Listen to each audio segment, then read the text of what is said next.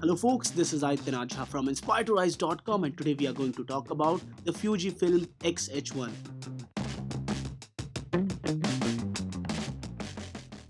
So guys, this is one of the latest professional cameras by Fujifilm, and let's talk about the hardware and design first. It comes with a 25% thicker magnesium alloy compared to the X-T2 and can withstand temperatures up to -10 degrees Celsius, has dust resistant as well as water resistant properties. So by resistant we mean you can't exactly put it underwater but still can resist few splashes, etc.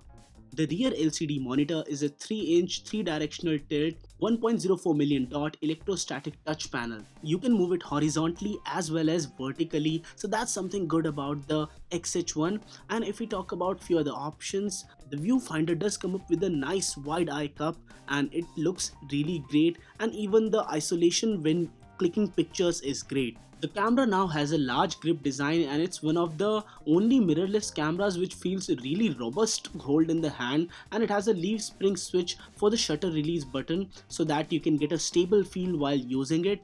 And there's also that small LCD monitor on top. That 1.28-inch sub LCD on the top also lights up during the dark, so that's an added plus point. The camera uses the similar 24.3 megapixel CMOS sensor as the X-T2, and this is something that I wanted to see an upgrade in, but still that's not present. There are few processing tweaks, but the image quality is similar to the predecessor. It also supports two SD cards of UHS 2 format, so that's something great for people who are going to shoot video. The XH1 is among the first X series cameras by Fujifilm which actually focuses on video properly. So this camera supports 4K video at 30 fps, 25 fps and 24 fps.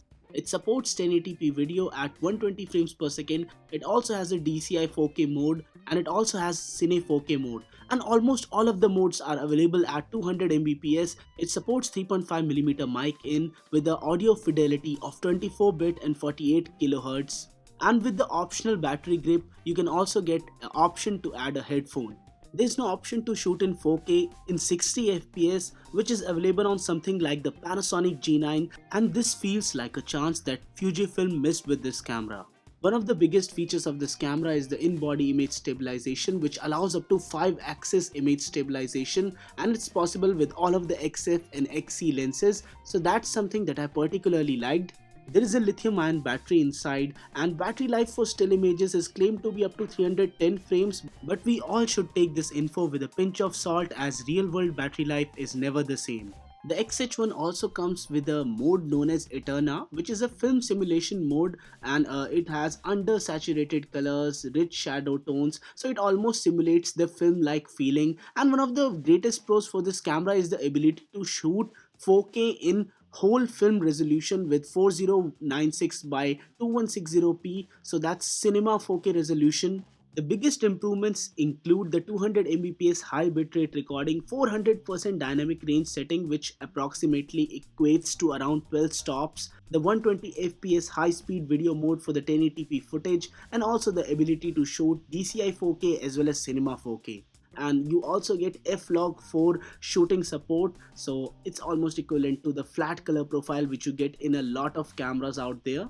One of the few cons for this camera is the fact that ISO 200 is the lowest base level ISO for this camera, so if you want to go even lower than that, then you have to go in the separate L mode, and by doing so you lose a lot of dynamic range in a lot of shots.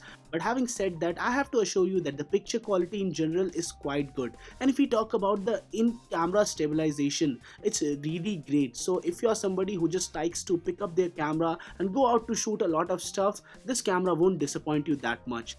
And the fact that the lenses don't have OIS gives all of the professional photographers and videographers even more control over their shots.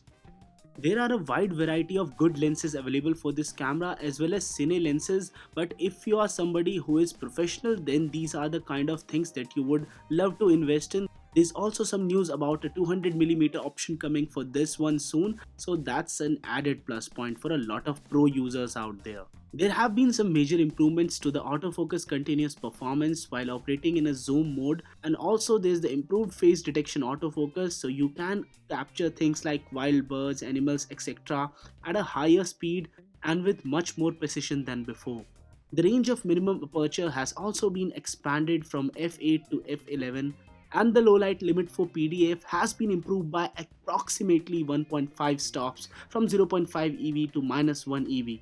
So that means you would get better autofocus in low light environments. And now let's talk about the vertical power boost grip VPB XH1 for this camera. The camera in photo is not the XH1, but still you would get an idea of how the VPB XH1 looks like.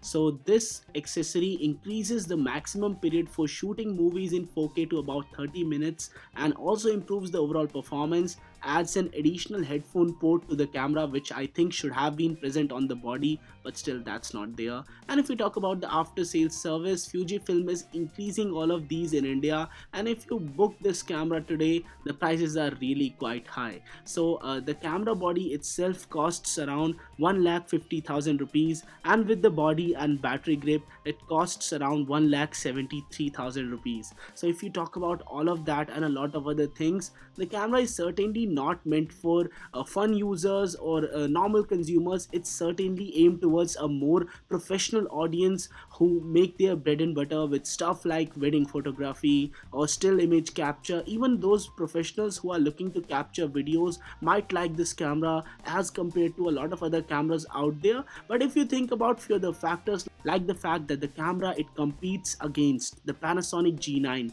has some better options and a few better features.